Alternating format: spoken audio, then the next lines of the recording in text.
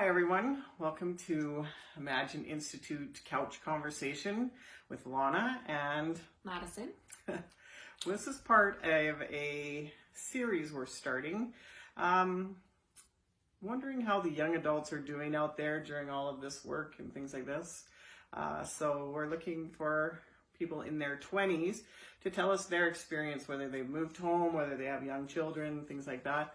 And today we have Madison, who has 2 young girls at home. And I'm just going to have her tell you a little bit more about herself.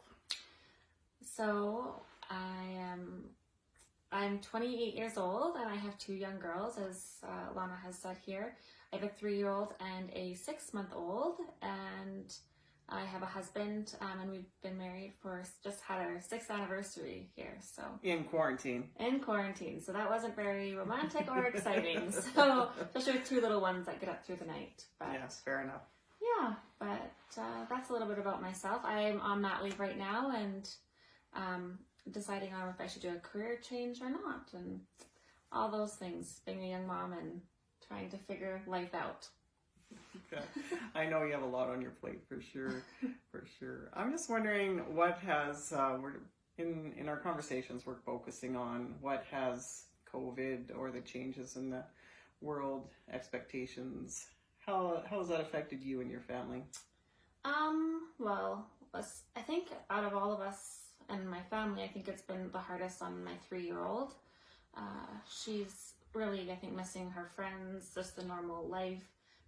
She really misses just going to the park.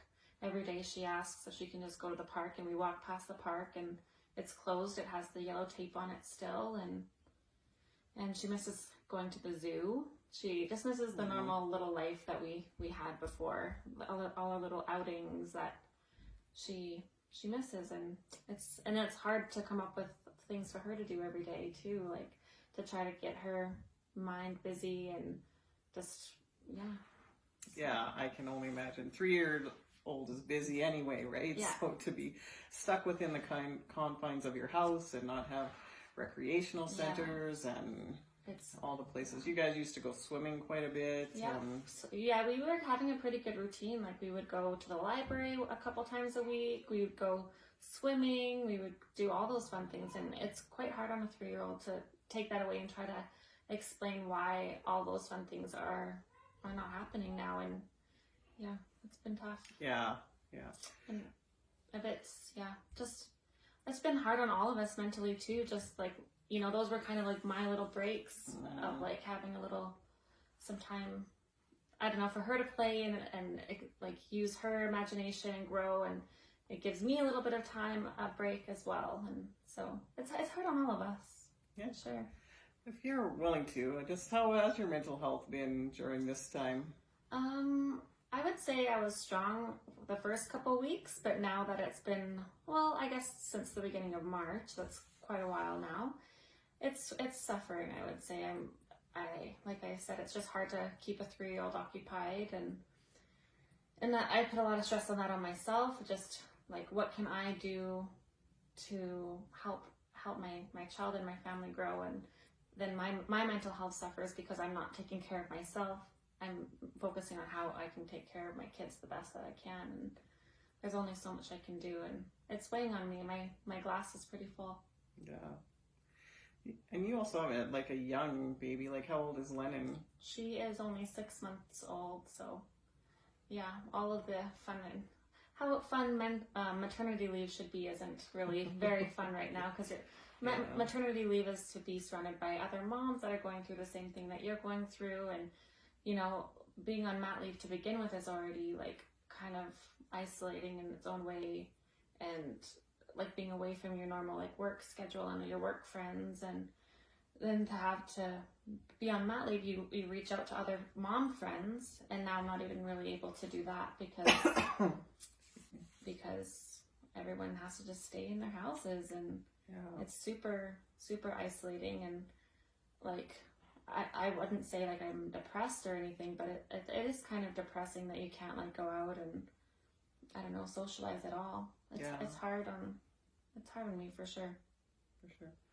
So what are some of the things you do to kind of manage that so your mental health does stay kind of in that progression instead of kind of, because I know in the past you've mentioned you have like anxiety and things like that. So what I have been trying to do to keep my mental health in check is definitely trying to stay off social media, because that is a huge trigger for me. Everything that is on social media or the news is all about coronavirus right now. And if I'm already like stressed out and anxious about not seeing my family or not seeing my friends and having a normal life, that's just going to heighten it that much more for me. And so I've been doing a conscious effort not to go onto my social media accounts, and just if I maybe will go on it for a couple of minutes, and then I'm trying to stay in tune with my body and just like, do I really need this right now? Is it really serving me a purpose? And if it's just creating more anxiety, I just shut it down, just shut it off. So that's one thing I've been trying to do and be conscious of. And I've been trying, it's really hard with little ones at home, been trying to take some time for myself. Like I'll try to maybe have a nice relaxing bath for myself, or try to get the kids down early. Sometimes that doesn't always happen. Yeah. Most times it doesn't happen. Yeah. And just have like at least an hour to myself at night, just to either watch a show or just to turn off my brain, read something. But it's hard, like with little ones at home, like, I'm maxed out, like you can't really do a whole lot. So I'm doing the best I can. A lot of FaceTime conversations with my mom and my friends, and that's basically it. Yeah, lots of walks outside, you said. Yeah, I did. Yeah, lots and lots of walks outside. I think that's been probably the biggest saving thing. That's really the only thing we can do other than be in our house. So lots and lots of nature walks, and in the like provincial parks and around the neighborhood. Yeah. Well, if you had one piece of advice to give other moms going through the same thing, during this time, what would it be? Rely on your partner. If you have a partner, rely on your partner, because you need a break. You need a break. Yeah. Because there's only so much you can do, and be patient with yourself. I think, like, you're doing the best you can under the worst circumstances, Yeah. Just be patient with yourself and do the best you can do, and know that you're not in it alone, and there are other people that are going through the same thing. Very nice. Thank you, Madison. To you.